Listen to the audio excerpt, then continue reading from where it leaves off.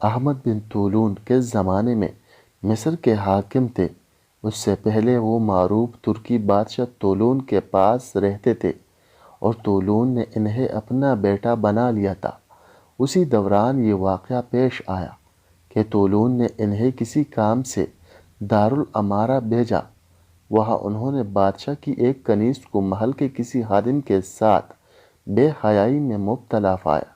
احمد بن طولون اپنے کام سے فارغ ہو کر بادشاہ کے پاس واپس پہنچے، لیکن اس قصے کا اس سے کوئی ذکر نہیں کیا۔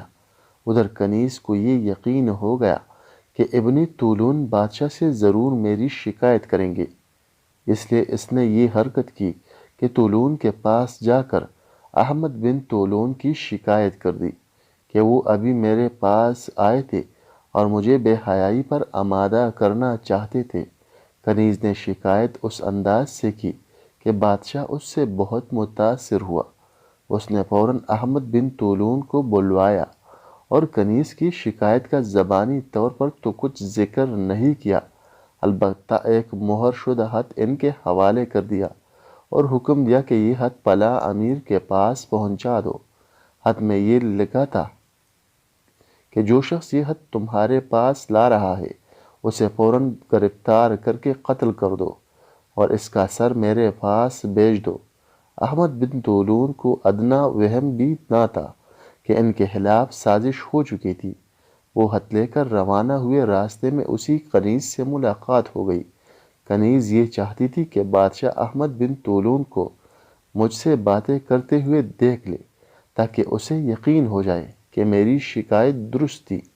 چنانچہ اس نے احمد بن طولون کو باتوں میں الجھانے کی کوشش کی اور کہا کہ مجھے ایک ضروری خط لکھوانا ہے، آپ خط لکھ دیجئے اور آپ بادشاہ کا جو مکتوب لے کر جا رہے ہیں وہ میں دوسرے خادم کے ذریعے بھجوا دیتی ہوں۔ چنانچہ اس نے بادشاہ کا مکتوب اسی خادم کے حوالے کر دیا جس کے ساتھ وہ مبتلا ہوئی تھی۔ وہ خادم خط لے کر اسی امیر کے پاس پہنچا۔ امیر نے خط پڑھتے ہی اسے قتل کرا دیا اور اس کا سر طولون کے پاس بھیج دیا۔ بادشاہ وہ سر دیکھ کر حیران رہ گئے اور احمد بن طولون کو بلوایا۔ احمد بن طولون نے سارا ماجرا سنا دیا اور کنیز نے بھی اپنے جرم کا اعتراف کر لیا۔